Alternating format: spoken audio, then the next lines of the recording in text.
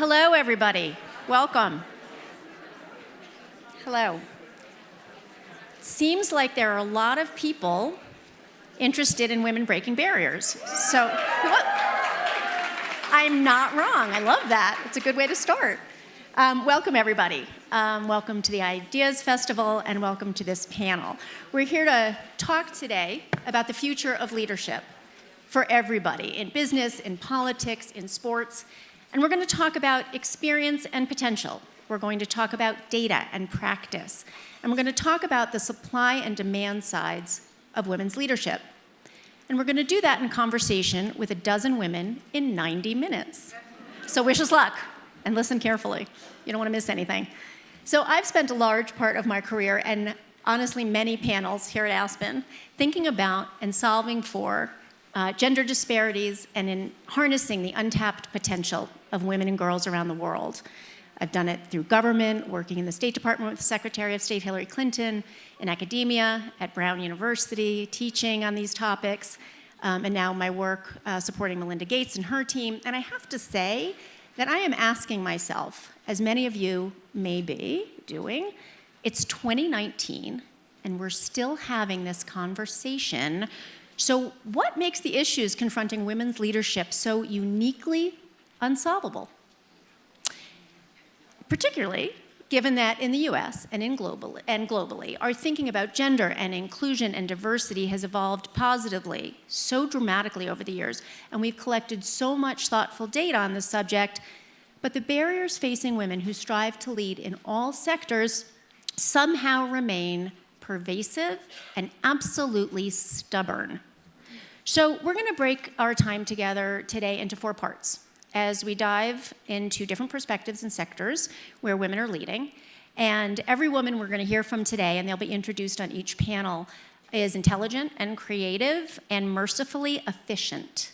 So we're going to get a lot done. We're in for a treat. And I'd like to start us off by asking Lareina Yee from McKinsey to kick this whole session off with some of the globally important research McKinsey has been doing in this arena. Lareina, who's a leader in McKinsey's high-tech practice, is also the head of McKinsey's North American Women Program, and she leads the firm's ongoing research on women in leadership. And there's a lot more to say about Lareina, but I will not take that time right now. But I urge you to look at her full bio, as I urge you to look at everybody's full bio in your programs. So Lareina, thank you.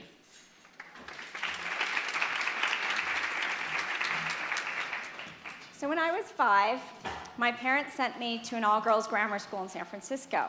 It was an amazing education. And one of the benefits is I grew up seeing female all around me. Female friends, female athletes, female academics, female role models, female leaders. And then, by no surprise, I entered the working world. And it was really different, really, really different. Fast forward many, many years later, I'm a senior partner at McKinsey. I sit on our global management team as the Chief Diversity and Inclusion Officer and lead our tech practice. That kind of sounds like maybe I get to make some decisions. But every day, I can count on 2 hands the number of meetings I go to where I'm one of the only or a few women with a decision-making role at that table. And if I splice it as a woman of color, I'm definitely the only one. So what happened? And I bet my experience is not exclusive to myself. If I were to look around this room at all the women here, all the incredibly accomplished women, I would suggest you raise your hand if you've ever experienced the fact that you found you were the only one or one of a few at a table predominantly of men. Everyone's hand went up. We know this experience. So this is the launch point of just a quick discussion. Obviously, one thing at McKinsey is I completely love data. So I'm going to give you a bunch of data. It's on these cards if you just sort of want a companion to the data. But essentially, let us take a look at where we are in corporate America and the global economy and just level set before we meet the extraordinary women today on where we are, what the challenges are. In corporate America, especially in the business sector, we face about 6 gaps that are pretty alarming and pretty serious that have slowed us down. And don't worry, I do have a message of optimism towards the end. The first gap is around leadership. If you take a look at companies, Fortune 1000 companies, at the top teams, those supporting the CEO, 1 in 5 are women. 1 in 5. Very few women at the top. And by no surprise, we have less than maybe 6 or 7% CEOs of Fortune 500 companies on a good year. Sometimes it's only 3, because if one goes, we lose a whole percentage or 2 points. And maybe it's a little better in European economies at the board level, not at the management team level where there are quotas. But systematically, we don't see women in leadership. All of you are nodding because this is the experience we have every single day. And while I'm very concerned about that, what I'm more concerned about is the leadership gap that starts at the beginning. And this is the first promotion gap. So interestingly enough, you see very few women at the top. By the way, this has been the case for 10, 15, 20 years. I see more nodding. But then you look at the beginning, and it starts off pretty well. And in the US, we have 47% entry-level workers in America that are women. Yay, that's really great. But guess what? She earns her first paycheck. She works really hard, and she's up for her first promotion to become a manager. And guess what? This is where the disparity starts. This is where that glass ceiling starts, and it's super thick and very hard to get through. Because for every 100 men that receive that first promotion, only 79 women receive that same promotion. And by the way, if you're a woman of color, and if you're black, that number is 60. You're just right out of school. Maybe you're not even 30. You're just trying to get to that first manager level, and that's where the disparity starts. And from there, we lose women at every step of the way, more and more. And as you think about that, a rational mind might say, well, maybe my career doesn't need to be in a big company, Lareina. Maybe I don't need to be a senior executive. Maybe I could start my own company. But here's the thing. If you leave the big company track and you try and start your own company, you're going to need something called funding. And today, venture capital funding disproportionately goes to men. One study found that 98% of all male teams that pitched received funding. 2% of all women teams receive funding in the US. So if you can't get funded, how do you start to build that oxygen and business development and ingenuity? And if you can't get promoted, how do you climb the corporate ladder? These are just 3 of the biases that kind of embed where we are. And by the way, you'd say, well, why is it that we've had this situation for so long? And one theory that I have that a lot of other people share is, oddly, we've gotten comfortable with it, which is kind of the familiarity bias or gap, which is that we asked 64,000 men and women, if you see 1 in 10 leadership positions held by a woman, do you consider that a company where women are well represented? 50% of men said if 1 in 10 leaders is a woman, women are very well represented. I work in business, as many of you do, and I'm thinking if you made 1 in 10 of your quarterly earnings, if 1 in 10 of your products launched successfully, if 1 in 10 of your salespeople made their numbers, would that be okay? That's not well represented, and that's not a good place to be. And by the way, 34% of women thought that women were well represented in that scenario. And it's not to say that those people saying that felt or aren't supportive of women. It's that somehow we've gotten comfortable seeing so few women in leadership roles and across corporate America that when we see 1 or 2, we're like, yes, we've made some progress. But as all of you would attest, that's actually not anywhere near equality or anywhere near the potential, the intellectual capital and economic powerhouse of the women who are not fully participating in the economy, which leads to another interesting gap, which is the support gap. So as many of you know, there's the formal economy, which we were just talking about, the paid economy, and then there's the unpaid economy. The unpaid economy would be your housework and housekeeping activities, elderly care, taking care of children. All of that family and homework is unpaid. And someone spent some time calculating how many hours women spend globally. That number is 1.1 trillion. Women spend 1.1 trillion hours in the unpaid economy, and that's 3 times more than men. And often, they're doubling up the unpaid work with their paid work. So if you wonder why women say they run a double shift, it's because they do. And then they're trying to think about how they advance their skills for the next generation of jobs that are available. And that leads to the sixth gap. And this gap is something that I deeply worry about, but is also potentially a source of optimism. And that gap is around the tech gap. So globally, men have 35% more access to digital technologies. That's fancy for a smartphone, even a 2G phone, broadband access, internet, computers. And in our developing countries, where a household only has access to one device, it generally will go to a man. So if you think about the portal to which all the new jobs and so many of the opportunities in our global economy sits, you absolutely need digital access, digital fluency, digital mastery. And without that, it's really hard to have a sense of that. And in the US, closer to home, over the last decade, we're one of the few countries in the OECD where we've seen a decline in women having STEM majors, specifically CS.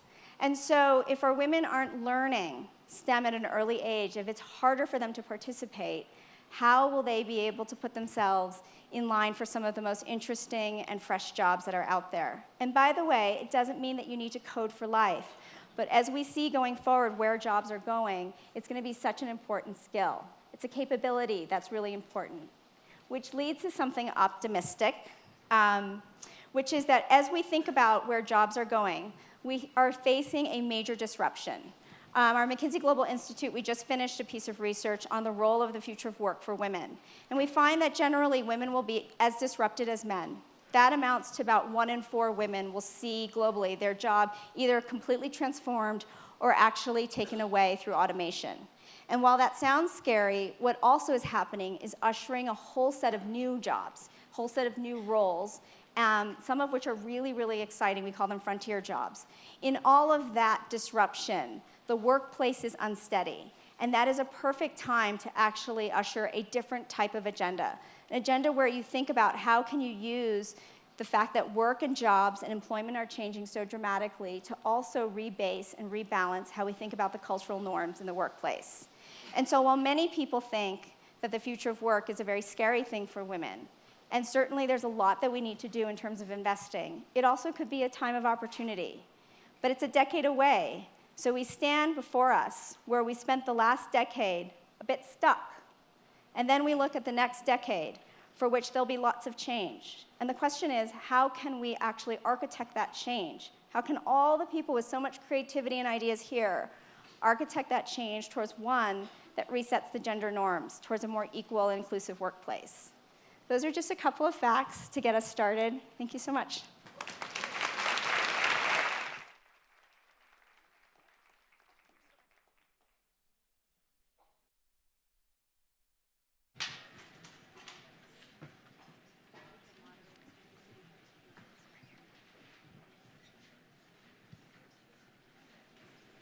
Thank you, Lareina, for that. And you told me earlier that it might be a little depressing, but I actually think it was refreshing. We can't move forward unless we know what's in front of us. So welcome again, everybody. Joining Lareina on this panel with me about women breaking barriers in business and leading in this area, we have Peggy Johnson, who's the Executive Vice President of Business Development at Microsoft, and she leads their strategic partnerships and transactions. And before that, Peggy spent a number of years at Qualcomm Technologies. She was the Executive Vice President at Qualcomm and President of Global Market Development. And if I remember correctly, you started your career as an engineer in General Electric's military division, which I think you still don't talk about. Anti-submarine warfare, yeah, we don't talk about that. And Lauren Simmons. So we have in front of us an historic figure. Lauren, at age 22, became the youngest woman to be a full-time trader for the New York Stock Exchange. And the second, right, absolutely. But there's more. And the second African-American woman in the exchange's 226-year history. Thank you. So if the question today in front of us is how do women lead in business, then I'd like to frame this with an overarching question, which is, do we have the right definition for leadership? Is there a holy grail of leadership, a particular way to do it? Or is it time to look at an entirely new paradigm for leadership, particularly given the changing demographics that you've told us about and the future of AI? Can the status quo of leadership expectations and modeling hold, and should it? So you've seen Lareina's handout. You've heard her stats. Could I start with you, Lareina, and ask you, what's the impact you've seen with all this amazing work that McKinsey has been doing, that you've been doing? Who's using it and how? And also, by the way, who isn't using it? I'm sort of, or do we have data deniers in our midst, right? Or data resistant people? Well, largely, I think corporates are using it, and that's the intended audience. So when we have more than 400 companies in the US opt in to spend the time with us, it's because we have all decided that we want to figure out the solutions together. I don't think any of us think we've kind of checked the box and we're doing incredibly well, and so you need a cohort of companies that are committed to change. So for a lot of companies, there's a perception sort of misplacement, like, oh, well, I think, we've got a lot of programs and policies, and I care personally really deeply, but at the end of the day, what's actually happening? And when we put a huge amount of data to it, it helps companies put in perspective a couple things. One, the numbers aren't budging. Two, where are the soft spots that matter? Because in a world of still limited time and capacity, you have to put your focus on things that are going to have outsized impact. And so we've seen some companies change their diversity and inclusion programs, and I think that's a piece of it. Outside of that, I think for the policy world, it's helpful to share the facts, so all the research open, and to shape and provoke the dialogue. So are you seeing governments or policy shops as much as private sector, and are there any surprise users or people attaching themselves to your data? I think that for our McKinsey Global Institute, our future of work, there's a lot of discussion that's starting, especially since we just published it, on how to think about reskilling. And that's going to take a combined level of partnership across the public sector and the private sector.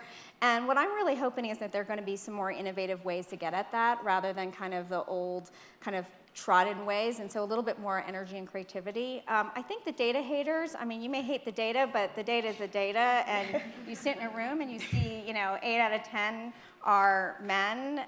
It kind of speaks for itself. So I wanted to ask you something else, Peggy, but Microsoft does not strike me as a data hater. No, we love data. Microsoft. And I wonder how you were using external data, if that's a relevant question. Yeah, we definitely do, and we use quite a bit of data from McKinsey. And it helped, because you could talk yourself into things without the data, and you really have to get the data in front of you to help make informed decisions, so we've relied a lot on that. But the numbers, like for instance, in my field, in engineering, you look at things like a funnel, coming into the discipline of engineering, we only have about 25% women even entering into that field, probably about the same in yours. A little less. Maybe even a little less. And so what do? You have to start early and introduce and expose these disciplines to young women. And there's a lot of studies that say, going back to data, you really have to catch them about 4th grade. Otherwise, they sort of get convinced by cultural biases and things that maybe I'm not good in math. And you start to feel and talk yourself into that. So you have to catch them early so that we can increase that number that we are graduating, which is right now only about 25%. Well, Peggy, I was going to ask you about structural barriers and a pipeline, and wondering if you have a pipeline problem. So we know that diverse teams, particularly in your areas, AI and generally speaking, are going to make things like AI more accessible and more universally useful. And we also know that in the workplace, diversity makes people smarter, right? Which I did not make up. There's research on that. So where are your people coming from if only a sliver of women are, in the tech fields, and so few of them even have access? It's interesting. So we've been working to increase those numbers. So there's things like Girls Who Code, Black Girls Code. There's a lot of great organizations out there that are starting to increase those numbers. But once you start to move that 25%, you have to retain them. And it kind of goes back to what you're seeing. When you look up at a company, you go for your first promotion and you don't get it, how, you can convince yourself you might not be in the right field. I almost convinced myself I wasn't in the right field. I was in engineering, and I felt all my performance reviews were, well, you don't speak up very much. You're not very aggressive in meetings. These weren't my personality styles. I had leadership attributes. They weren't being valued. Well, yeah, tell us more about that. Yeah, how so you came up. basically, I convinced myself I was going to leave the field of engineering because I wasn't doing very well on performance reviews because they were only rating me against things that I was never going to be good at. I would be changing my fundamental personality to be those things. But they weren't giving me any points for teamwork, collaboration, things that weren't on that performance rating. And thankfully, I had a manager who became an ally of mine and lobbied HR to change our performance reviews. So not just me, but every woman who came after me at Qualcomm had the benefit of that.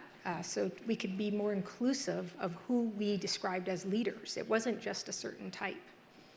And have you seen that kind of openness and sort of flexibility in other places you've worked and in the big companies that can really make this change for women and other diverse teams coming up? Yeah, so 5 years ago I joined Microsoft, and I feel like from the day I got there, it has been a focus of ours. And we don't know everything for sure. We're constantly learning. We're informed by data like what Lareina's company does.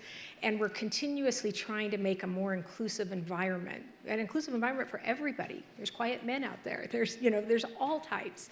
There's very opinionated, aggressive women. We want them too, right? You shouldn't have to change your fundamental self to be able to give your best at work. And the more inclusive we can make our environments, which we work on every day, the better and the more diversity we have on our teams. You want this diversity of thought when you're trying to solve problems. Lareina, I'm curious if there is research, you don't have to give us numbers, but about these kinds of companies that are changing their internal, the ways they do business in order to make it possible for this. Yeah, I mean, I think most people think about diversity in terms of representation, which is counting how many women we have. So on this panel, we have 100% women.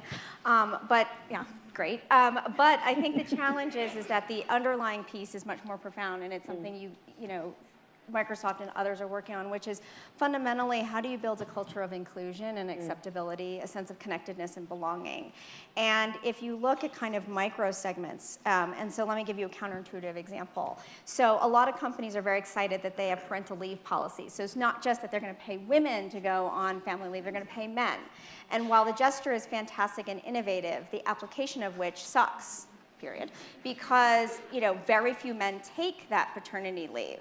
And so that's one thing, but then you have to dig a little deeper. Why? And what's interesting is the vast majority of them feel that it's associated with a sense of professional risk. Right. And that is more around the mindset of inclusion and connecting and having a different set of cultural norms. And that is much, much harder. I can easily change paid leave policy and flexibility policies. I can't change your sense that there's a sense of risk there. And the fact that women do actually have to take that. And so, I think we have a ways to go on inclusion. Okay, well, Lauren, we're not going to ask you to represent all young people, but share your thoughts as you will. So you've broken leadership barriers, and in addition to gender, right? You've broken age barriers and color barriers. I don't know if I'm speaking into this. So can you just talk to us about what makes you a leader, if you can do that? I mean, and not just that, but did you look around and say, that's it, that's a leader, and I'm going to do that?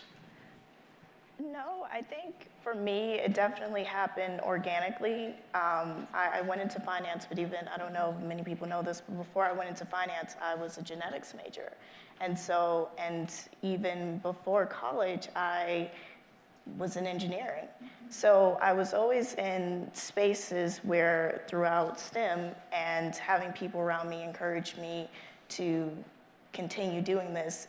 But the caveat would be, but just realize you'll probably be the only Black woman in these spaces, which to me gave me power, because I can now be a representation for people coming after me, which, yes, it puts a lot on my shoulders because the pressure is on. If I mess up, then people inherently think that other people after me are gonna mess up, which sucks. But I love the platform that I have. I've looked up to fearless, courageous women before me, such as my mom. And my first job on the trading floor, Richard Rosenblatt, who was the head of Rosenblatt Securities, CEO, my boss, et cetera, was my first mentor in my career and absolutely believed in me. I came from a genetics background, went into finance, had a statistics minor, so I wasn't in the space of finance, but he believed in me. Is still soundboard, is still helping me develop more leadership skills for the future, and has been very open and optimistic as to the direction of where I want to go. Now, the leaders, the Gen Zers that are going to come after me, touching back on diversity and inclusion, I really think that even now we are way more open-minded than a lot of CEOs and executives that are in position now, and they thrive for diversity and inclusion. They know the importance of it. I mean, there's so much data out there that says your company will do so much better if you have it, but they really put it into practice. And so instead of being traditional Wall Street where it's predominantly men, a lot of these new companies that are coming along are so excited to have different representation in the room so that they can, one, continue to learn about their organization and keep growing, but two, to have a bigger outreach. And I'm very optimistic for the future and what I'm a millennial, but what the Gen Zers have in store for us. So that's very interesting, and I also just want to state for the record that I don't know the difference between a millennial, a Gen Z, or a Gen X, or any of that, okay? So I don't even know how old you are, but. a millennial, the youngest millennial is 24, the oldest Gen Zer is 23. Got it. So I'm 24, so I'm right up the cuff. Right there. Yeah. Good to know. Thank you. So if you, what's the future you'd like to see for young men and women who are seeking to be leaders or are going to, I mean, you say you're on the cusp of your generation, but you and your colleagues, your cohort, are going to be on the cusp of leadership, right? People our age and older people are going to still be in positions of leadership. So do you have any ideas of a vision or advice or something that you'd like to see or pitfalls you'd like to warn them about? I think what I would like to see we're doing, I know that a lot of the organizations that have been around, they have been around for years, centuries. And with us, at least with Gen Zers and even younger millennials, we don't need a gatekeeper to make our dreams a reality. And so whether that means starting our own businesses, completely going against policies, completely doing things in our hand and our control, we are going to do that. But not only are we going to do that, again, we're going to be inclusive of all. We, I think, are very tired of the very routine practices that are in place, and they want change, and we are eager for change. And I think that is going to continue to just continue. And not only that, but also being inclusive, but also being very much in support and not being in competition. I think women who are leaders that are older, oftentimes you find this competition for some reason with the younger women coming in and not having the mentorship to even develop to get into these leadership roles. But that is going to be a switch for the younger women because they are going to want to see all of us come up. Thank you. Somebody's snapping. Thank you, Lori. So technically, we're really out of time, but I just want to ask I want to ask one question, have each of you respond if I can, okay? Do you see yourself as a woman who leads, or do you see yourself as a leader who happens to be a woman? No, you pointed to somebody else. That means you have to go first. I'm happy. I was actually fixated on a quote that I saw in a Starbucks cup from Madeleine Albright, that there's a certain place in a certain place for women who don't support women. Yeah. Oh, yes. Exactly. I think we all know that. Yeah. Thank you for reminding us of that. You should go first. So I think of, I don't know, I mean, I think of myself as a leader, but I also feel deeply responsible for women who are my peers, but also the next generation. Because I think that when I started, I remember I gave a commencement speech at my college, and I thought, we can do it all, and it's all going to be great. And I just felt this effusive energy of a changed generation. And I still feel that energy, but I also feel that the stats show us that it hasn't shifted. And the only way that it's going to feel as great as I thought it would when I was leaving college is if we who have power, all of us, start to use it in ways that actually reshape norms in society. And that's the only way I can imagine it actually being better. Yeah, no, I agree. Thank you. Peggy? Everything she said, that was great. She closed it off Yeah. well. Yeah. Okay, you've done it. Ladies, thank you very much. Thank you. Thank you. Yeah. So as you all leave the stage, which either side, you're welcome, I'm going to invite the women breaking barriers in the political realm to come up.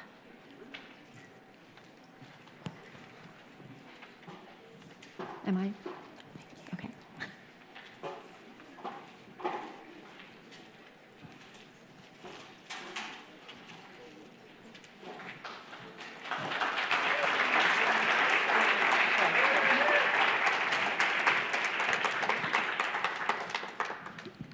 I'm so tempted to start by saying, hello, I'm Pamela Reeves, but I won't.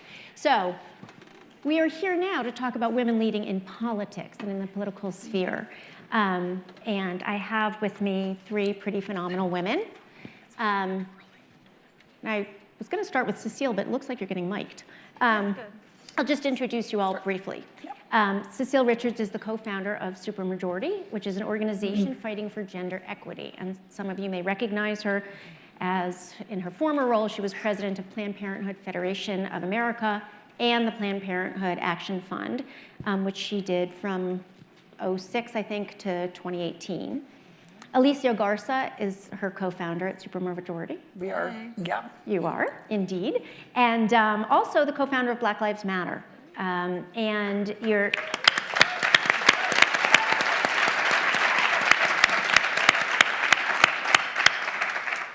You're also, in your spare time, the Strategy and Partnerships Director of the National Domestic Workers Alliance, which is pretty fabulous. And you focus on the intersections of race and gender in the economy. And I believe last year, Alicia, you founded the Black Futures Lab, which is an organization dedicated to building political power in Black communities. Right. Lauren Leader, to my immediate left, not politically, just sitting to my left here, is co-founder and CEO of All In Together. I mean, we don't know really, right? We'll see. Which is a nonpartisan organization training American women in civic leadership. And before that, you were president of the Center for Talent Innovation, and she also is the author of the book, Crossing the Thinnest Line. So thank you all for joining us. And I just want to start by saying I don't want to alarm anybody, but it turns out that Hillary Clinton, who was the first major party, presidential candidate, is not the president of the United States. It's true. Which might be an interesting place to start. So that number is 0, but I would like to start with some other numbers just to ground us. So today, in 2019, 23.7% of Congress, that's of the 525 people who sit there, 127 women hold seats in Congress, 25 women in the Senate, 102 in the House, plus we have 4 women non-voting delegates. That would be American Samoa, DC, Puerto Rico, and Virgin Islands. And to further break that down, there's 106 of those 127 women are Democrats, 21 are Republicans, 47 of those 127 women are women of color, and 22 self-identify as Black, 13 is Latina, 8 is Asian American Pacific Islander, 2 as Native American, 1 Middle Eastern North African, and 1 as multiracial. So those are astoundingly fantastic numbers given where we used to be, but they're terrible. So Cecile, if I could start with you. So what needs to change? And let's just put it on the table. What are you doing about it? So actually, and I want to add a couple other numbers to this. Those are important numbers, but we actually have 3 women on the Supreme Court. Probably the most important thing that President Obama did, in my opinion, that he did. So can you imagine I mean, that to me, and they are carrying, to say they're carrying more than their weight is such an understatement. Yeah. They are carrying an entire gender and more on their backs. And so, as Ruth Bader Ginsburg says, what if we had 9? Just imagine.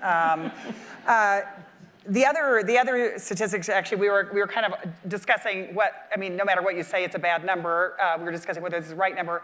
But my number that I use now, I think is since the 2018 election, is that we are 78th in the world in women's political representation, right behind Somalia, okay?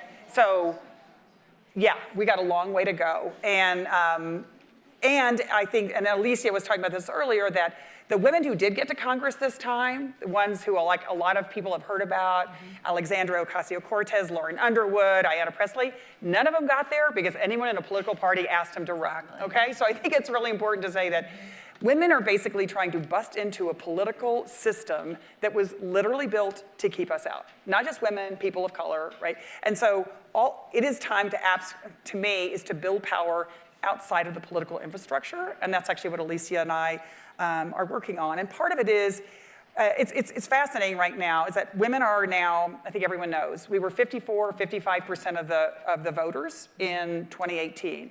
Record number of women and women of color were elected to Congress. That actually is a fairly common statistic. And yet, how is it that we are the vast majority of voters, the overwhelming majority of volunteers, $100 million more was given by women to political candidates in 2018 than even the year Hillary Clinton ran. So we're doing everything, and yet the issues that we care about are largely put aside. And I think that's the issue. It's not, we're essentially doing all the work, but nothing changes. And I mean, this last panel was inspiring and depressing because I would say that every issue that was raised has a political implication. And I'll just end on this because I'm obsessed about this. We could talk about it forever. But we know how to solve the fact that there's no national child care policy. We actually know the medicine to deal with issues like maternal mortality and black maternal mortality, which is 3 to 4 times the rate of white women in this country, right? And it is going up. Actually, a woman in America today is 50% more likely to die in childbirth or complications than her own mother. I mean, I could go down the list. We know how to solve these problems. We have not built the political will in this country to do it, and that's what supermajority is all about. So I want to ask you this then. Have you been surprised at all by the people who are supporting you and the people who are not supporting you at supermajority? I can't even count the number of people that are supporting us. I mean, that is the crazy thing, is that I've been an organizer my whole life, and usually you're out there trying to convince people, we can make a difference, we can make change. This is the complete, it's like an inverse, right?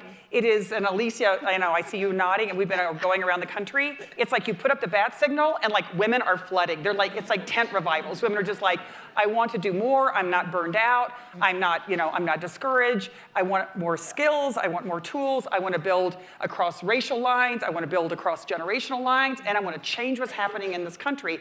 And I think really importantly, I want to do more than resist. Women have been leading the resistance for the last 2 years, right? I mean, you talk about family separation, defending Planned Parenthood, fighting back to defend the ACA.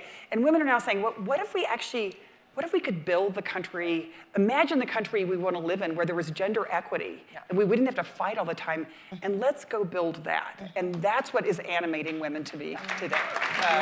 It's exciting. It's exciting. Let's get off the stage and go build it. In like an hour. Yeah. So to further contextualize this, so 2020 is the 100th anniversary of the ratification of the 19th Amendment, women getting the vote, okay? So it's 100 years later. But women's enthusiasm to participate, I'm looking at Alicia right now, in the electoral process at all levels and to support female candidates seems sort of lukewarm at best. And maybe this is reflective of a larger disengagement in the political process in America. I don't know, Alicia, but you really focus on human values and human potential. I mean, that's how I see it.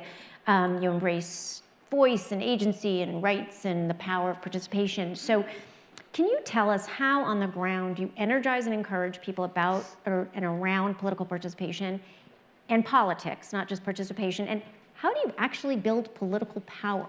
What does that look like? Well, let's start with that question, and I'm going to work backwards, because I do think that it's time for us to have a different definition of what power looks like. And too much of the time, we're talking about people being empowered and not talking about people making decisions over their own lives and over the lives of people that they love and care about. And that is actually how power is functioning right now. And so when we talk about the numbers of women of color, or the numbers of women, or the numbers of Black people in Congress, I actually am looking at it from a place of decision making, and that's why those numbers are too low for me. It is not okay to have two Black people in the Senate. That's like not okay. It's just not okay, right? And that is the dynamic that we're talking about when we talk about power. And so I agree with Cecile. I don't think that people are discouraged or tired or don't feel like change can happen. I think that actually what is happening is that people want power, and that is something that is really shaking up the foundation of this country.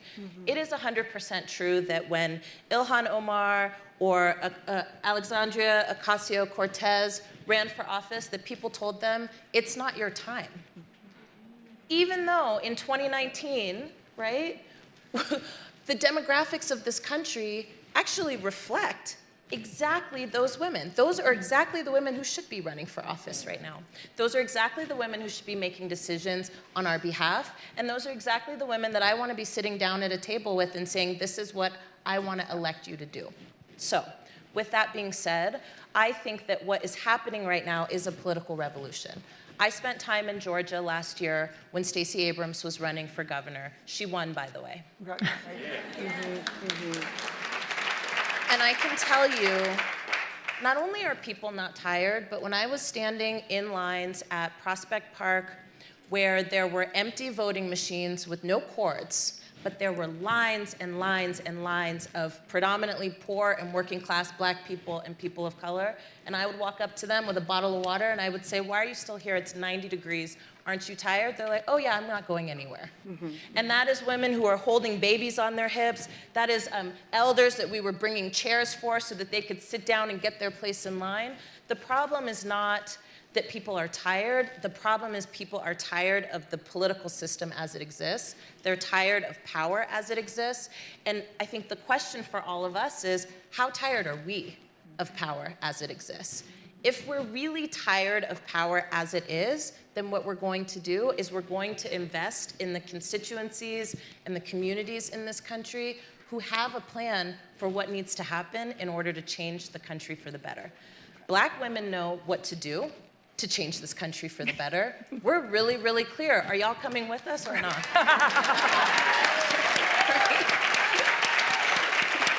We're super clear. So if we're able to activate this supermajority, which we have in the first month, 100,000 women signed up. And to be frank, it wasn't all women, right? These were people who did not all identify with she and her pronouns. That's exciting to me. What that means is people are waiting to be tapped in. I get text messages every single day. What can I do? How can I do it? I'm down to march, and I'm also down to knock on doors. I'm down to make phone calls. Hell, I'm down to run for office. I'm ready. I just need somebody to say, I believe in you. So I think that's what supermajority is trying to do right now.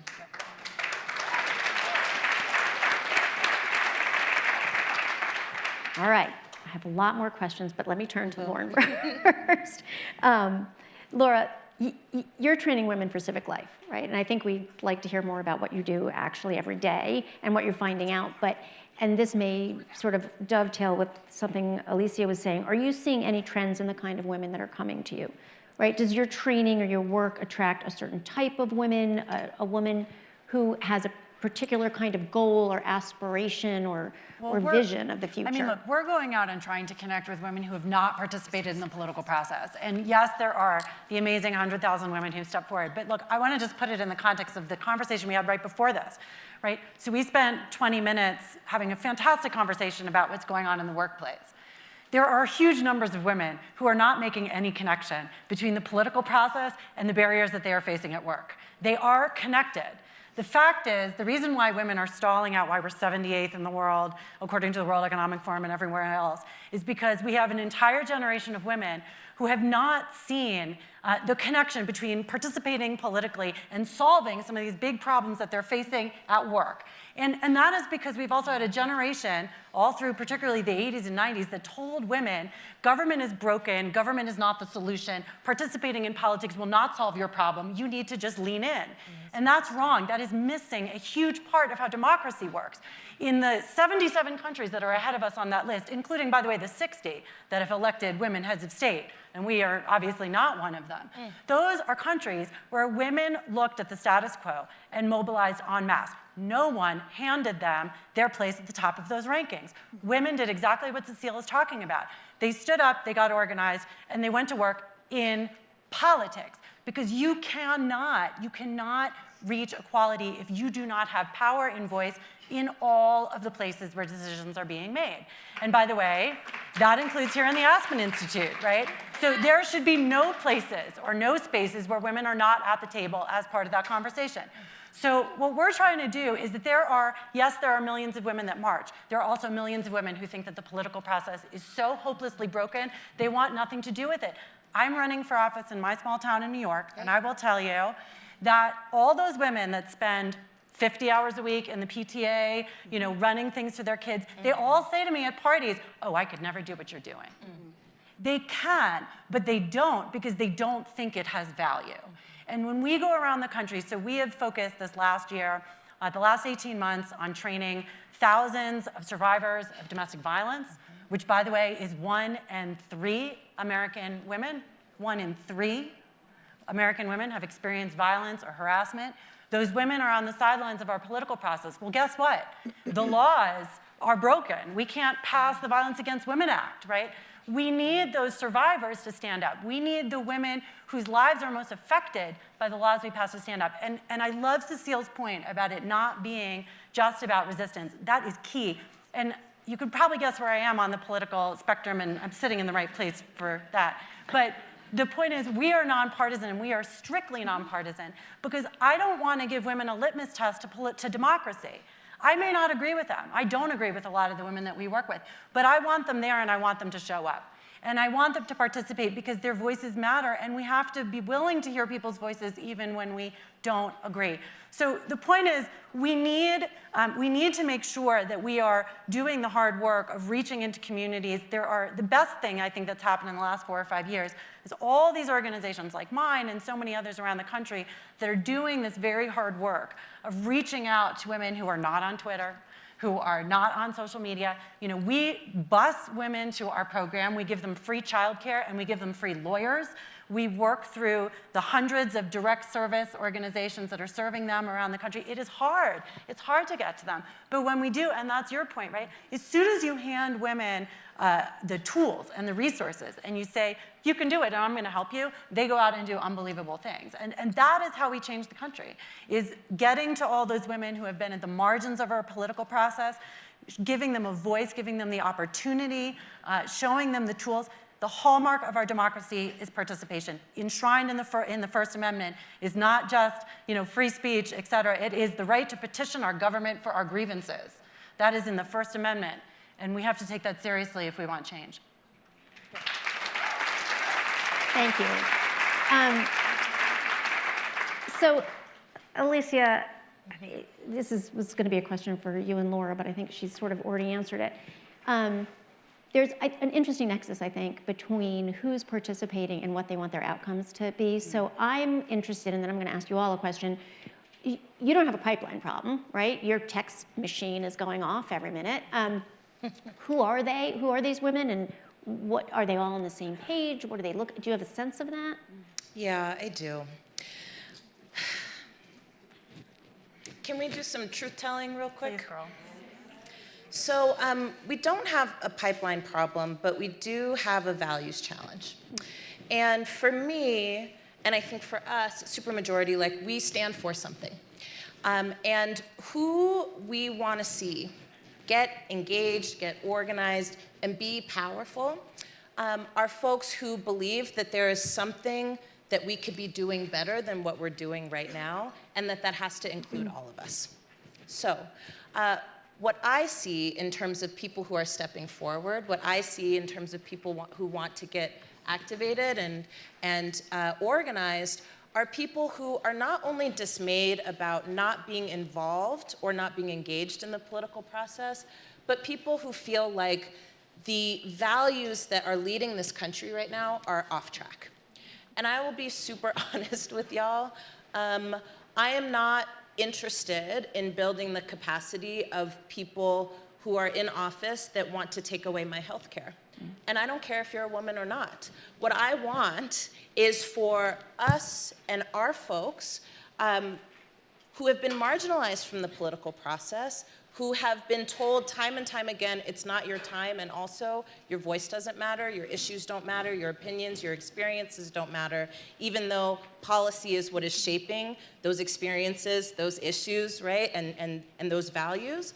I want to make sure that it's people like me, like you, who don't want to be the first, the only, one of two, one of five, but also don't want to be one of five who believe that there should be more black women in that room. Don't want to be one of five who believe that black women deserve to be in that room. Don't want to be one of five people who believe that black women are just as good as every other person in that room. And that is a values question, right? And so when we're dealing with black women who are wanting to get involved, Muslim women who are wanting to get involved, they're wanting to know that supermajority is a place that not only can train them on how to be more powerful, but also that it is a home that shares their values. And it's not about like not being around people you disagree with. I mean, Cecile and I don't agree on everything. Can you believe it? Hard to believe. We believe on Very like 99.99999% I of things. so want to hear what that point, whatever is. Maybe Don't nails. tell us. No, Yeah, I'm don't. But I will say this, that I don't think that the challenge here, and I think sometimes when we are thinking about like who's stepping forward and what's getting in the way, that what we can shape it or frame it as is we're paying too much attention to race. We're paying too much attention to gender. We're paying too much attention to things that people are living and experiencing every single day and that they didn't choose for themselves. I didn't wake up and say, today I want to be a black queer woman who's going to be excluded from most of the things I feel like I should be included with, right? Those are things that are being shaped for me. And so I think the people who are stepping forward right now, the people who are on my phone, are people who want to see this country reflect their values. They want to be represented, but they also want their values represented in such a way where it makes sense what it means to be an American, where it makes sense, right, what it means to be a woman in power, where it makes sense what it means to be a black woman who's leading, that's not just about having people in seats from different demographic groups. It's about having those people with a vision of what is possible for the country and how it can turn And out. that's about more than just resistance. 100%. It's about the future. And I think it's about that's what democracy is about. That's It's actually democracy. representation. And so it's funny, when I worked at Planned Parenthood, I used to think, okay, if we could finally elect, if half of Congress could get pregnant, we would quit fighting about abortion and birth control and everything else, right? Then we'll get there. So it is just about who's at the table. When we saw 24 members of the Alabama legislature vote to take away the right of people to make their own decisions about their pregnancy, there was only one thing they had in common, that none of them will ever be pregnant because they were all men. And so I do think that is why sometimes folks are discouraged about voting in democracy because they feel like it's sort of hopeless. I think that's changing. I think we saw Stacey Abrams bring out a whole new electorate. We saw Andrew Gillum in Florida bring out a whole new bunch of folks who'd never been involved in politics before. We saw Beto O'Rourke in my home state of Texas. And that to me is the idea is, do we really want to build a democracy, not where we all agree on everything, but where everybody is represented? I think that's a fundamental American value. And the last thing I'll say, because you asked about who we're hearing from, I know we're almost out of time, but it's interesting. We asked folks who signed up with supermajority in that first month to name their superpower, the thing they thought was most important. And the number one thing that folks listed was empathy. Yep. And I think it represents the hopes and dreams, frankly, people have for this country and for our government. That's right. That we actually can be a country that believes in the basic humanity of all people, even if we disagree on issues. We've lost that in America. And I think people are yearning for that, and I hope that's something that we can lift up, not just in this election, but every single day, and demand more of our government. Absolutely. In the last 24 hours, I heard 4 or 5 conversations here at Aspen about all the things that are going to solve the world's problems that have nothing to do with our political process or our government. It's a yes and. Like, we cannot abandon our democracy because we want free, because we think it's broken. No, we have to step in, own it, and fix it. That's the essence of democracy. So if every one of us keeps opting out and saying, oh, we're going to just leave it to the private sector, and BlackRock's going to write a letter, and so that's going to fix the problem. No. No. That's right. No. That's right. And don't let anybody tell you differently. That's because right. every one of those people in your community who say, no, you know what, I'm going to volunteer for the nonprofit on my corner, that is all amazing. We need Americans committed to service. But it is an and. We have to commit to service and commit to each other through making our democracy better. And that only happens when we participate. I know we're out of time. I just have to say this. Women are taking joy in the success of other women in a way we have never seen in this country. And women are poised to determine the next president of the United States, so we better damn do it. So anyway. Great way to end the panel. Thank you. Okay, cool. Oh, I just hit the lights. Oh, dear.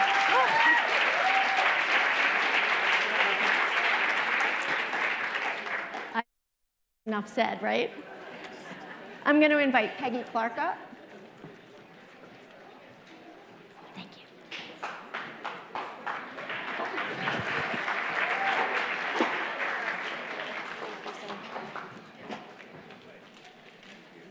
Thank you. That was so cute.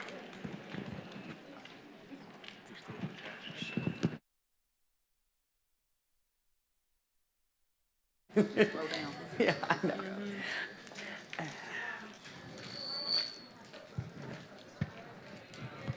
Mic is not on yet. Yeah, I think so. Good afternoon, everyone. I'm delighted. Yeah, it's already on. Yet. I think we're Hold on. on.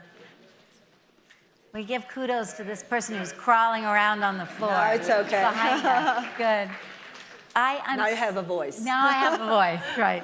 I'm so honored to be here with an extraordinary woman who I had the very great pleasure of meeting recently at a program that Pat Mitchell together on Connected Women.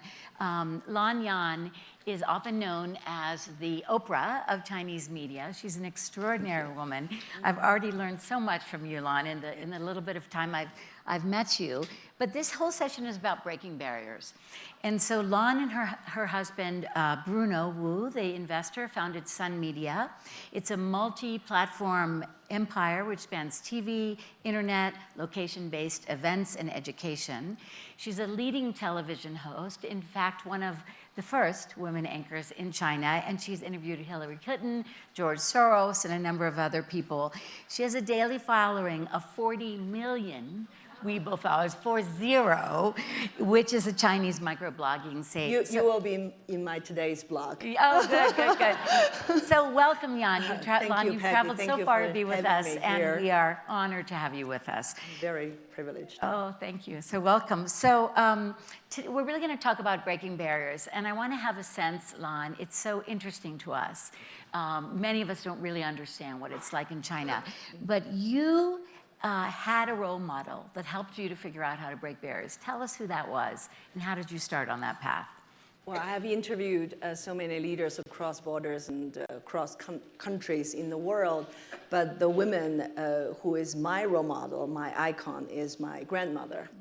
I was very close to her. She raised me up when I was very young, and when my parents were sent to educational camps during the Cultural Revolution. So we're not just only very close, but her stories never stopped to inspire me. At the age of 17, she left home from arranged marriage and ran all the way from a little town in Zhejiang province all the way to Shanghai. and became independent by working in a sewing factory to make handkerchiefs every day and supported herself. And then she met my grandfather, they got married, they even started a little factory themselves. But before the Cultural Revolution, the factory was taken away. And the Red Guards, they rushed into their home and basically grabbed everything away. And then it was my grandmother who gathered the whole family together, saying that I know what's happening is terrible, but I want each of you to promise me that nobody is allowed to take his life, his or her life, because we have to hang on. And we started with our bare hands, and I just want to let you know there's nothing to be ashamed of to make a living with our hands. So she even made a living by collecting vegetables and also helping neighbors to wash their clothes and taking care of their babies. And so in my heart, she is a woman of great courage, faith, hope, and resilience. It's an incredible story. I'm so glad you shared that with us. I can almost see her in your eyes when you talk about her. So you are amazing because at age 21, you were the first female anchor in Chinese television, and you became a national superstar. You had a weekly audience of 300 million people. So what was it like to be an on-air host so early in your life? And did you have what often women refer to as imposter syndrome? And tell me a little bit about that time in your life. Well, that was 30 years ago. I was just graduating from college, and that time the national television held its first open audition for a major primetime show called Gender Variety Show. That was the first show to introduce the whole world to China when 99% of our people didn't even have a passport. So that was the window to the world. I got tons of letters from my audience asking, how come Americans have a kitchen bigger than my whole house, whole family, the home. So it was an eye-opening and mind-opening process for my countrymen. The producer came to my college, and I happened to be recommended to participate in the audition. And so the producer talked about the kind of women figure they were looking for. There's somebody who is very innocent, sweet, lovable, very polite, and things like that. And so when it was my turn to speak up, I said, how come you still want, like obedient, sweet, innocent, knowing nothing girl on television? Why can't Chinese women have a brain? So I thought I was kind of offending them, but actually they were tolerant enough to admit me into the second audition. And so after another 7 rounds of audition, I became the one on national television. Wow, that's incredible. So it was like TV, American Idol, and you won it. But, so isn't it true, you told me that you were the first person to ever write your own scripts? Yeah. That before they had to be approved by the government. Tell us about that. Well, that was the beginning of the 90s when China was really opening up. In my program, I hosted with a male host. And we decided that we want to write things ourselves and to speak up our own minds and tell our own stories and express our own opinions instead of reading some approved script by somebody else. And fortunately, it was the time that the Chinese media was also opening up. So we were given this opportunity. So I could share my family stories, my true opinions on the television show. And that was part of the reason why it was so popular at the time. Right. Yeah. And did you say the show was also about telling people about the world? And yeah, it's about traveling around the world, yes. So many people that helped people to see that they could send their kids to school outside of China, that it started a whole... At that time, it was very difficult. At the time, it was very, very difficult. Only like less than 10% of students who got enrollment from American college can actually get a visa. So it was very, very rare at that time. But nowadays, you can see millions of families sending their children overseas for education. And this whole new generation is bringing back ideas, methodologies, the ways to change their own life and our society. And then there was a moment when you did that yourself. You left this incredible role you had in television to go to the US to study filmmaking and journalism. So I imagine some people might have said, why did you step off that track? You were the Chinese superstar. Why did you make that choice, and what did you learn at that time? I was young and foolish. Well, because at the time I didn't want to do a job that I could see the future 20 years. I wanted stimulation and excitement and things unknown and uncertain about. So my mentality was very much why not thing, so why not? So I had the opportunity to study for international affairs at School of International Public Affairs at Columbia University. And so I decided to quit my job. And at that time, you have to burn oil bridges before you could go abroad to study. But I thought I was young. I could live up to all the risks and uncertainties, and I was ready to embrace it. Right. And you talk about that period of time as being really eye-opening for you. Yes. Yes. In what way? Well, I learned to study very hard and also to be inclusive and tolerant of different opinions. At CIPA at Columbia University, we have students coming from more than 100 countries. So we have so many different point of views, values, opinions in the classroom. And we learn to respect each other. It's about rational discussions, reasoning, but also at the same time, mutual respect. I think it's so important to live in this current world, and which is, sometimes so disturbing to see that there are so many violations of these basic rules of exchanges and coexistence in this world. Right, exactly. So you then began to move into philanthropy, and you're doing some really interesting work right now with the One Village. But you also, Her Village, you were also fundamental in bringing the whole concept of philanthropy to China, correct? Is that right? Well, I cannot take that credit. But I have been raising my voice to advocate for the legislation of philanthropy in China, because if there was no law, and what are the rules to get into this field? And then in the year of 2010, Sun Culture Foundation that my husband and I founded co-organized the event with the Bill and Melinda Gates Foundation.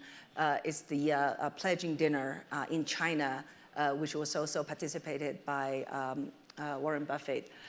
And that was mind-opening to the entrepreneur society in China. And more than 68 leading entrepreneurs participated in that event, including Jack Ma and many other leaders in the business as well as in philanthropy now. At that time, there were less than 20 family foundations in China. Up till last year, there are up to 3,000 family foundations. Oh, that's so interesting. So we can see the civic society is really booming. That's so interesting. And you hosted that first dinner Yes. of the Giving Pledge Yes. Fund. That's so interesting. So then tell us a little bit about, you created Young Lane Studio in 1998. And it was sort of a Barbara Walters style interview show, right? Exactly. So what were some of the favorite interviews you did, or the things you learned in that really quite successful effort you did? Well, thank bring you. the world to China. Well, that was actually the idea that I started to have when I was studying in the US. I loved 60 Minutes, 2020, and many other investigative, in-depth interview shows and news shows. And there was no such show on Chinese television. So upon my return to Hong Kong, I started the first in-depth interview show, Young Lane Studio, and then called Young Lane One-on-One for Chinese television. It has been on air for 20 years. I've interviewed up to 1,000 leaders in the world, including quite a few presidents and secretary of states from the US, as well as many other leaders in business and politics around the world. It's the most difficult question to answer, which is the most impressive or memorable interview I've ever done. I enjoyed each of them in different ways. But I remember when I had the interview with the former Secretary of State, John Kerry, in Washington, we talk about the future of the relationship between China and America. I remember John Kerry said that with the scale of China and the size of its population, well, soon enough, it will become the #1 economy in the world. Actually, last year, China's GDP was 12 trillion US dollars, and America's was 19 trillion. So basically, John Kerry said, so we have to take that as a fact. And then we have to learn how to coexist together and how to collaborate, to take mutual responsibilities for this world, how to make those major decisions to make this world a better place. At that time, America and China were talking about the Paris Climate Agreement, the Iran nuclear agreement. Unfortunately, now your government has backed out of both. Exactly right. Yeah. So let's move forward a little bit, because it's kind of interesting that you're coming right after the last panel on politics. So I'm a little curious to dive into that, but I want to talk about something which I know is really important to you, and it's about the rise of women business owners in China and what you're doing now. And in particular, my sense is that you believe there are many, many women getting into business, but they don't really know how to be leaders. So talk a little bit about what you're doing and what you're seeing there. Well, it is very interesting. It's in China, because when we talk about China from an American point of view, it's always about the government, and China is a gigantic monolith. It is not. It's very diversified, and also the private sector of our economy contributes 70% of our GDP and 80% of employment. So this is that scale you have to take into your comprehension of China as a country. And lately, China is going through a major socioeconomic transformation in economy and society. And at the same time, the technological disruptive revolution is also happening. And we found that the new technology, new economy, and the moving of the economy from quantitative to qualitative growth is giving more opportunities and opening up more business opportunities for men and women alike, but especially for young women. There are some statistics. We found out that 50% of internet businesses are started by women. And 70% of Chinese women entrepreneurs started their business below the age of 35. Wow. Yeah, so this is a whole new generation of Chinese women who are very innovative, very active, seek the business opportunities, and also be very active in social entrepreneurship.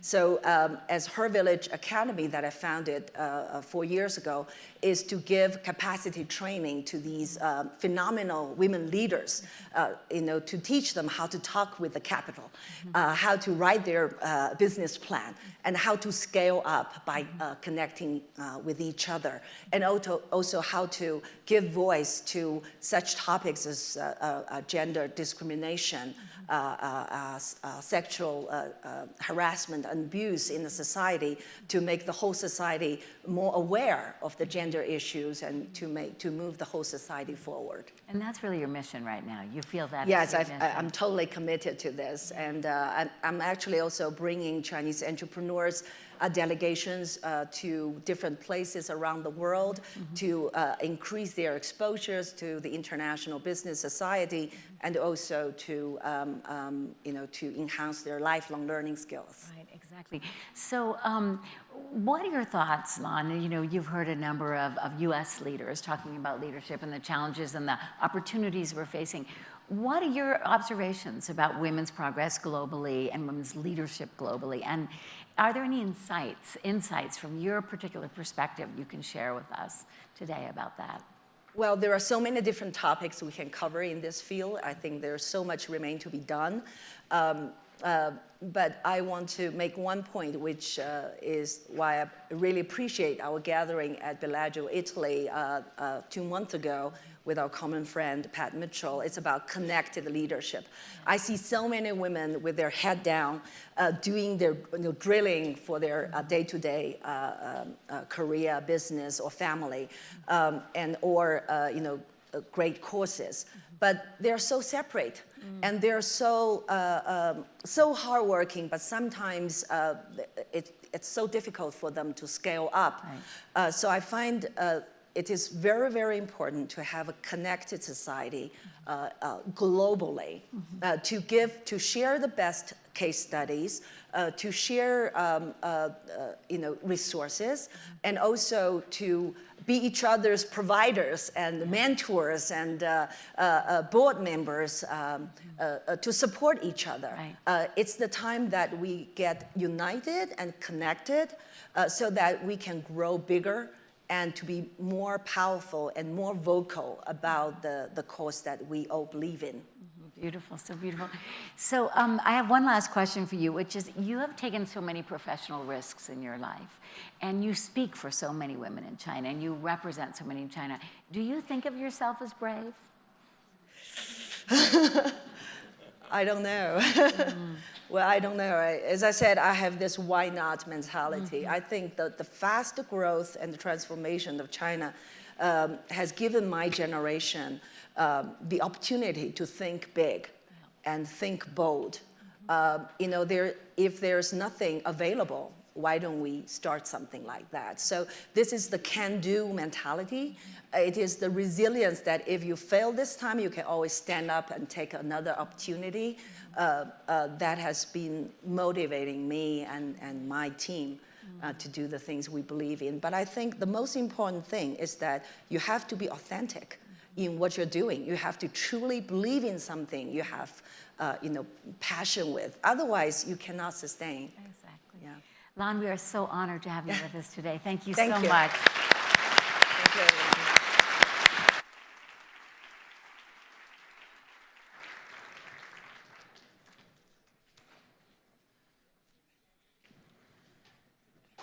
Need everybody to stay put a little bit longer. All right. Just as a reminder, the clock's up there with your time. Okay.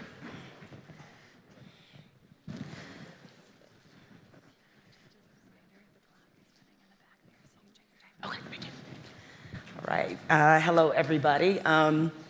All I know is between Alicia, Cecile, now I'm just putting together my political plan over there.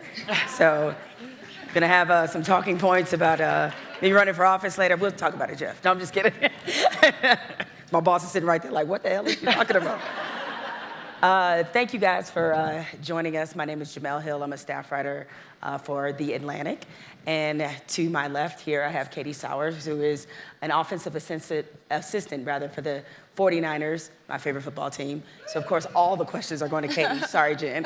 And we have Jen Welter, who is an author, former football player, also was a coach in the NFL, like Katie is currently, and a motivational speaker as well. So we're talking about two women who have broken the barrier in a very, very male space, which is professional football. So I want to open this question up for both of you. We saw recently that the NBA has made a number of hires of women, putting them in the front office and or coaching positions. Katie, I believe you're only the second woman to ever have a full-time head coaching position in the NFL. So we're seeing the NBA really make a lot of strides. What level of strides beyond you two do you feel as if the NFL is actually making in terms of making this a space where women can be involved in coaching and or the front office or in whatever other capacities? I know for me personally, it's not NBA issue, it's not an NFL issue, it's a cultural issue, right? And so we heard it, political spectrum, business spectrum. Well, I love to start out with this, and sorry if I talk too much, but how many of you guys still go through McDonald's and order a Happy Meal and it's like, do you have a boy or a girl? Because they think that one question is gonna determine the happiness of your kid, right? Because gender is gonna play a role in what toy they want, right? But little do we know that we are putting imprints on our kids from an early age. And so it's not right when we get to the NFL, what can the NFL do? Right when we get to the NBA level, what can the NBA do? It's what we're doing with our kids every single day. We have gender reveal parties, and pink is for girls, blue is for boys. We're telling them from day one. Now let me also, and I'll let you talk. We played against each other, and she beat me up a little bit, so I'm a little bitter about that. I'll just tackle her eventually. It'll get there. But, I mean. So if you guys can picture, I'm going to use stereotype just once, and then I'm going to let it go. If you want to picture the girliest girl, that's my niece, and her name's Clara. Okay, she likes ballet, anything that you can think of that society would stereotype as a girl. And so one day, okay, so she's about 4 at this time. She was driving with my twin sister, and you know, I didn't realize that all my niece had seen growing up was my twin sister and I playing football. And we didn't think anything of it. And so here's this little girl with like pink bows in her hair, even though we told her she didn't have to wear pink, but she loved it. And we're driving, and my sister asks Clara if she sees the little boys playing football on the football field. And she looks at her and goes, "Boys don't play football." and we had to explain to this little ballerina who hates football that boys and girls play football, not just girls. And so if you guys want to tell me that football is just naturally, that we just naturally think boys play, you guys, from day one, it is on our TV screens, it is everywhere. We are telling our kids about gender norms. We're telling them what they can and can't do. I'll get off my soapbox right now. No, stay on it. Yeah, there you go. Stay on it. You know, I'm gonna tell you y'all, first of all, thank you for giving us a voice. Because for a very long time, women have been some of the best in the game of football. And I used to lovingly say we were the best kept secret in sports, and we didn't want to be a secret anymore, right? You have 3 of the very best to ever play the game of football in this room. 2 are on the stage, and the other one is Liz right here, Katie's twin sister. Wave your hand, Liz. Thank you. Like, these women in football, the most we ever played. You want to talk about equal pay for equal work? I got a .0011 something. The most we ever got paid for being some of the best women in the world was $1 a game. The first check I ever got from women's pro football was in 2004. We went undefeated, the Dallas Diamonds. We won our first ring, and we got a check for $12. You got a check? We I'm did. still waiting on mine. Look, but at that point, it was a choice between cash it or keep it. And I kept that check as a reminder for what we were doing it for. Because it was different for us than it was for everybody else. We were the ones who were out on the field kicking the glass off. We were the ones driving our cars up so we could get a little bit more time at practice. We were wearing helmets that were way too old and way too refurbished. We were still wearing football pads that were hand-me-downs from boys that didn't account for any of our gender. Not really a problem in my case, but some of those women, it was a problem, right? And that check was my motivating factor, and it was for a lot of us in this game because they always used to say football was the final frontier for women in sports. So we took it as like a challenge. Like, oh, if this is the final frontier, then if we can change this, can't we change the world, right? And we all have to find that place, that drive, that passion. That's what football taught me. And it taught me, without a doubt, 100,000%, that diversity is a strength. Football is the one sport that you look at and you can look at it and say, it doesn't work if we all look the same. My football family is women and men, domestic and abroad, who I've played with, played against, coached with, coached against. And we are every make, model, shape, size, creed, and color, and we are better together than we ever could be apart.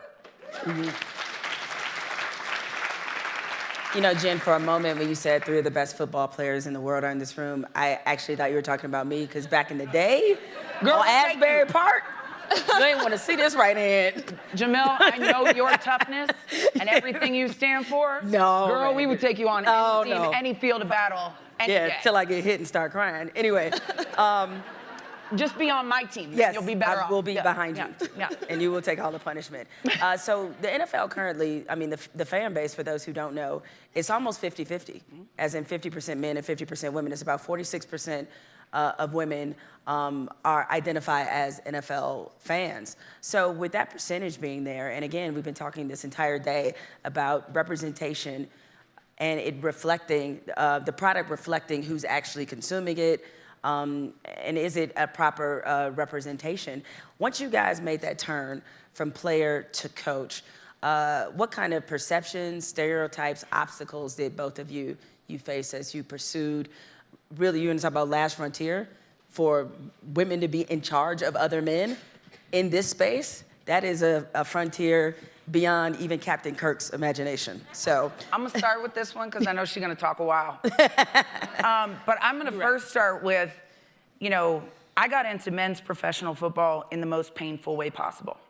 I actually got tackled by those guys every day for a year. I played men's pro football, and it wasn't something I set out to do. In fact, I used to tell everybody when they'd be like, oh, you played football for so long, what are you trying to do, play in the NFL? I would be like, no, I am 5'2", 130 pounds. I'm not crazy. God has a great sense of humor, because I did end up playing with those guys. But what happened is, in the process, where everybody thought it would not work, could not work, did not work, those guys became better by having me around, because it brought something out in them that they were not traditionally used to having on the football field. And we became so close in a situation where nobody thought they would tolerate it, that when a new head coach came in the following season, we talked, he grilled me on football, and the next day he called and said, you have to coach my football team. And I said, no. He said, what do you mean, no? I said, oh, girls don't coach football, and I've never coached before, and you want to throw me right into men's professional football? Like, no.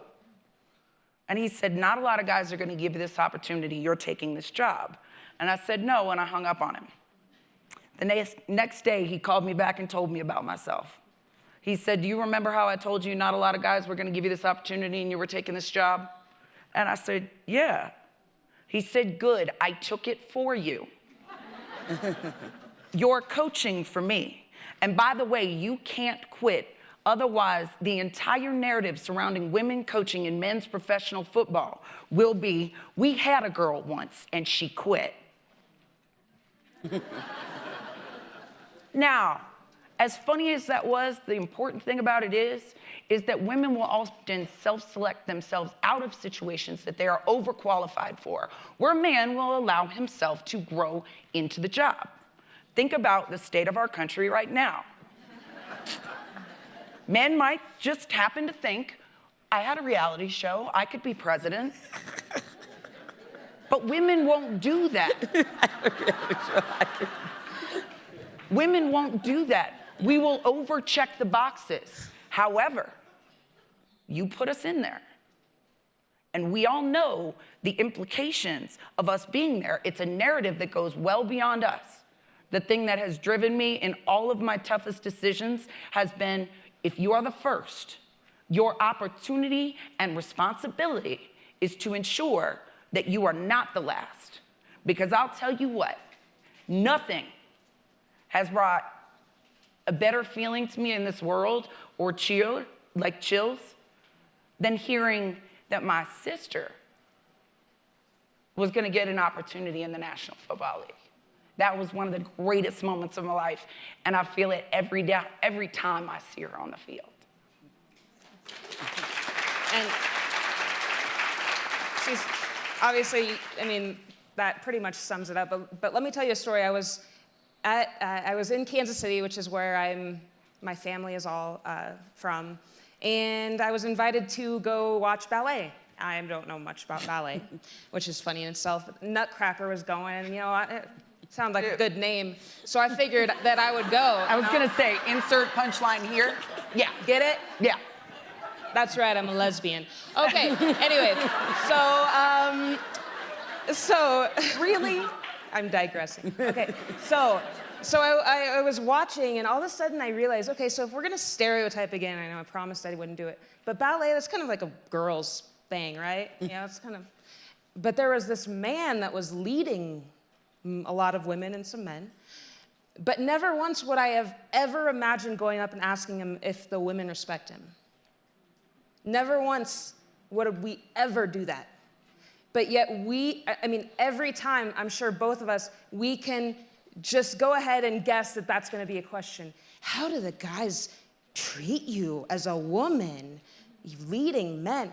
But you guys, we have women who have been teachers. That is what coaching is teaching, is leading. And until we change our mindset, we will never change the culture. It has to be a mindset every single day. I was just watching the World Cup. And anyone know the women's team that's playing? They are amazing. Won today. And one thing that drove me freaking insane was the commentators just kept saying, the girls that are watching this game, they are just taking so much out of it, the young girls. What the hell? What about the boys? Because let me tell you something, boys can look up to women. We would never just say the boys when we're watching men. So until we change our mindset, boys can look up to women. Women can lead men. That is it, period. People growing up are gonna be like, what the hell were we talking about? What's the big deal? Okay, there we go. I remember, wait, I'm gonna give you one that you asked about the worst thing you heard. And it kind of brought me back to when I was playing. And the thing I realized really fast is that you cannot read the internet comments. You cannot. Because one day, you are like the savior for all women, and you'd be like, yes! And then the next minute, you'd be like curled up under a table sucking your thumb, right? Because it's not pretty. So I would just not read it. And here I am, I'm playing on a men's team, and everybody's wondering what's going to happen when I get hit by these men for the first time. And one of my friends said I couldn't help but comment. And she sent me a link to a comment from a guy who said I was gonna get hit and die and or get pregnant. And I remember I read it, and I just started laughing, right? I mean, I bust out, I'm like by myself, I start laughing, and then I have to do all the interviews. And you know, they wanna ask me the same question. So I learned something really fast, have a great answer and let it be funny, and answer the questions before they could be asked. Because when they would try and get into the like, oh, what's the worst things? Oh my gosh, I have the best story for you. This one dude said I was gonna get hit and die and or get pregnant. Now listen, I was one of the best linebackers in the game for a really long time. I used to hit people really hard, but I did not know it was, you know, you could hit somebody so hard that you could cause immaculate conception and death. Childbearing age, I don't know. All at once. You never know. You know, you just never know. And they would laugh. And yes, immaculate conception and death. Imagine that. By the way, that would probably be a way to keep women out of playing football, right? So you get hit, you get pregnant. Oh, I'm good. All good. So I'm a lesbian. Hey, same thing would have happened to you. No problem. I mean, it was such a hard Speaking of which, of you being a lesbian, you are also the first openly gay NFL coach. Having that as, you know, a sort of addition and addendum to already being one of the few women's coaches, what have your experiences been like, especially regarding your sexuality? Were there additional challenges or perceptions or stereotypes you worried about or encountered? You know, when that whole story came out about me being the first openly gay coach, I didn't think it was gonna blow up like that. I mean, I was answering a question to an article. They asked if it was okay that they talked to, I had a girlfriend at the time, and they asked if it was okay that I say that I did, and I said, that's fine, and then all of a sudden, boom. And, you know, it was kind of a shock to me, but for me, to be successful, whatever it is that you do, you have to be your true self. And you have to let others see that, because that's vulnerability, that's power, that's strength, that's integrity. And there was no question in my mind that I would say, no, you can't say that. I mean, to me, it's insane to think about being someone that I'm not and trying to do a good job at the same time. It doesn't happen. And actually, from that moment, there was a former coach, I won't say what team he coached for. He doesn't coach in the NFL anymore, but he actually came to me, and he is gay. He's struggling with being open, but during his whole time throughout the NFL, he was basically in hiding. And he spent so much energy hiding who he was, hiding the stories that he was telling, that he wasn't even focusing on the players that he was coaching or the team that he was helping. And he ended up quitting, and I don't know if that's why, but I can guess that spent a lot of his energy, was just being someone that he's not. And so for me, you come out when you want to come out, but no matter who you are, straight, gay, whatever, being yourself is what's most important. And that's what's going to bring success. Yeah, I've noticed, I think it is important to make the distinction about first openly. Doesn't mean the first. No, at absolutely all. not. Last question before I get you guys out of here. And even though I know you're probably about to shit all over this question, but you brought it up earlier, so I don't care.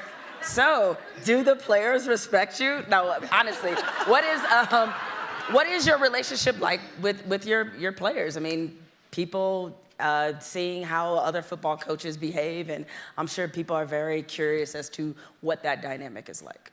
The best advice I got before going into the NFL, because I'll tell you, there's a lot of things that are tough in this world, but being the first and not being able to look at anybody and say, I am going to like her, right? There had never been a woman on the sidelines of an NFL team before I went there. And so I didn't have somebody that I could look up to and say, you know what, I'm going to coach like her. And so a good friend of mine, Terry Glenn, who was in the NFL for a long time, he used to coach with me in arena, and he was a very often misunderstood but very well thought out guy. And he came up to me.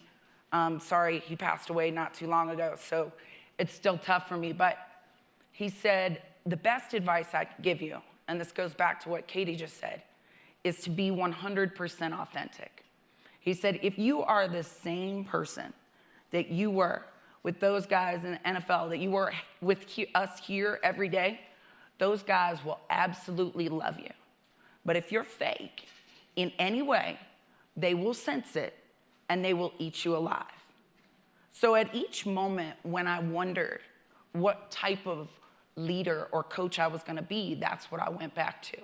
And I mean, I have a doctorate in psychology. I have a master's in sports psychology. And what I knew is that, and Katie could tell you this, is I don't that, know what you're gonna say. Look, if I believed in you, even at 5'2", I would run through a freaking wall.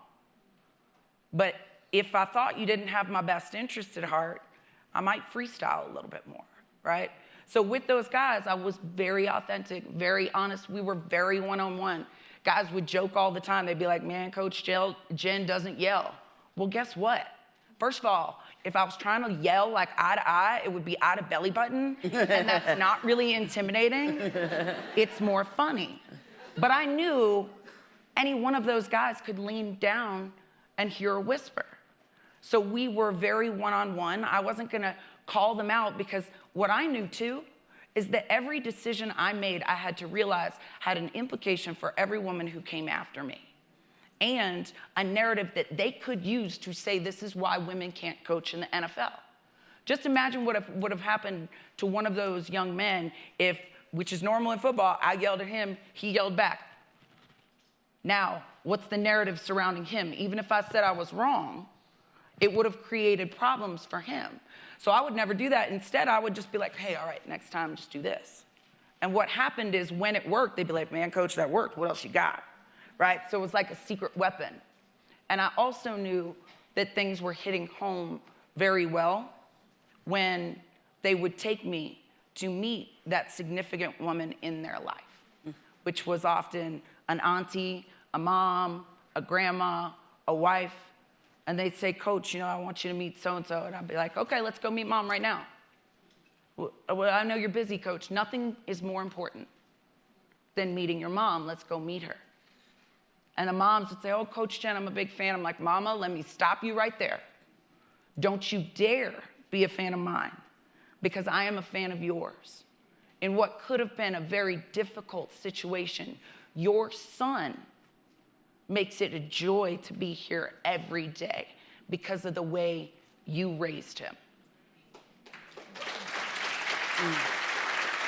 And I know we're almost out of time. I know we are out of time. So thank you guys for listening to me, first of all. But when it comes to players, how they respect me, they will tell you that I'm no different than anybody else. And I challenge all of you guys, if you guys haven't learned anything, then shame on you, you wasted your money. But take away this, and that's, gender is just one of our differences. The whole coaching staff, we're different races, we have different backgrounds, different religions. Gender is just one of our differences. Let's not make it divide us. Let's just make us a better unit as a whole. And that's the way that we need to attack life, and we'll be a better culture.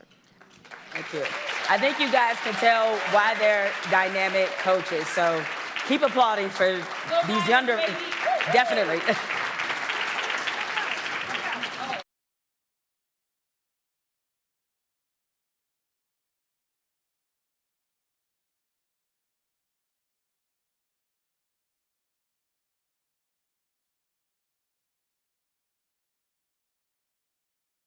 For coming. Thank you to all of our panelists. And I hope that among all the other things we're going to take away today, we will remember Lauren's words as we look to the future. We don't need a gatekeeper to make our dreams a reality. Thank you, everybody.